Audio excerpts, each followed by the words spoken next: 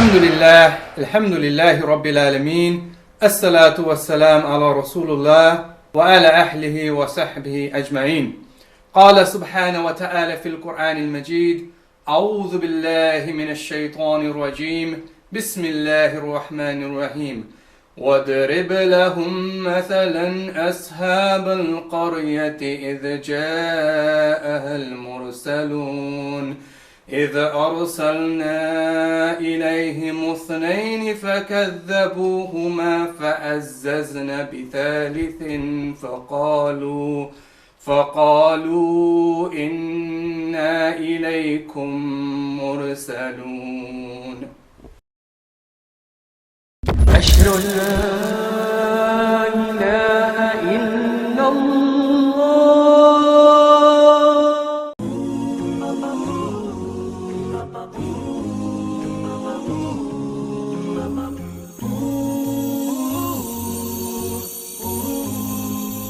Assalamu alaikum brothers and sisters, and welcome back to I Play Islam Ramadan Reminders.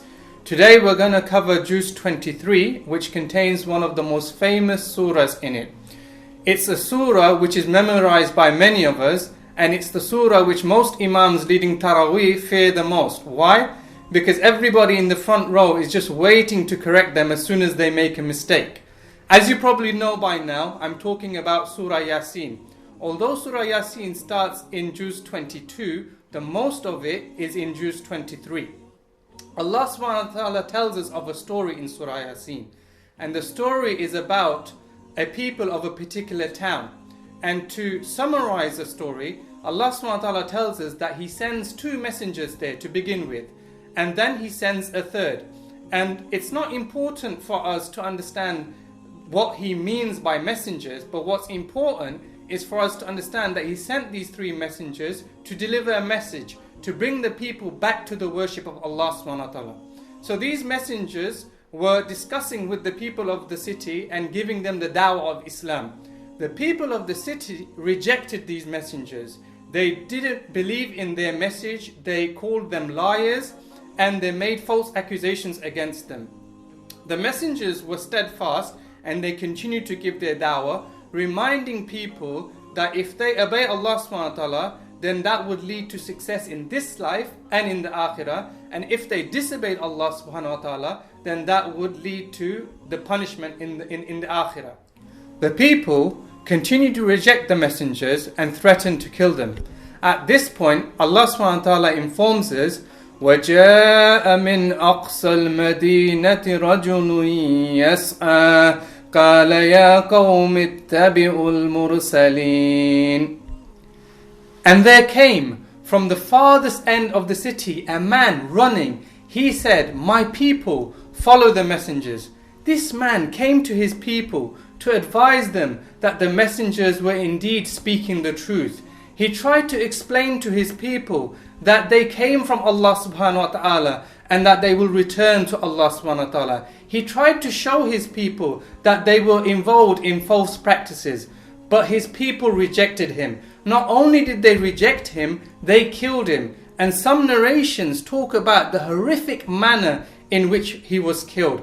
But Allah subhanahu wa ta'ala informs this man, قِيلَ ادْخُلِ الْجَنَّةِ Enter Jannah.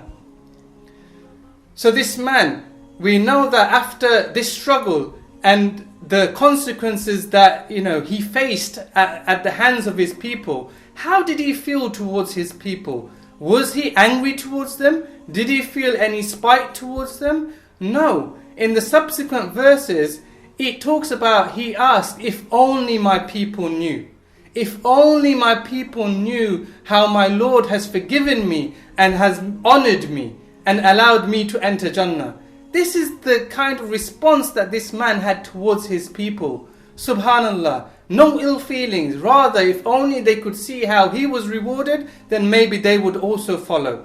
And we know from the subsequent verses that Allah subhanahu wa ta'ala destroyed this town and all its people. So what can we learn from this story? We can learn a number of things. Number one, we learn that there was a struggle between truth and falsehood. The people and their falsehood on one side, and the messenger with their truth on the other side. During this struggle, a single man came forward to confront falsehood. Similarly, today we see this struggle between haqq and batil. We witness the attacks against Islam, the attack on our beloved Prophet Muhammad sallallahu alaihi wasallam, the attack on the hijab, the attack on Sharia law, the attack on segregation. Even our halal food is not safe from this attack.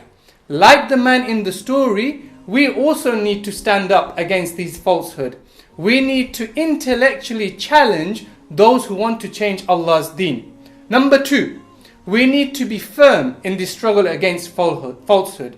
Just like this man was against his people regardless of the consequence, we also need to be firm regardless of being labeled an extremist. Number 3, we must care about our community. Just like this man cared about his people, our community is under constant pressure to conform to a version of Islam that quite frankly isn't Islam. If we don't work collectively to deal with these attacks, then we risk the future of our community, especially our youth. So finally, brothers and sisters, what was the reward for this man for holding on to the truth? Qila adkhulil Jannah, enter Jannah. May Allah subhanahu wa ta'ala grant us the ability to speak the truth in these difficult times, and may He subhanahu wa ta'ala also say to us, Qila adkhulil Jannah, enter Jannah. Until next time, wassalamu alaikum wa rahmatullahi wa barakatuhu.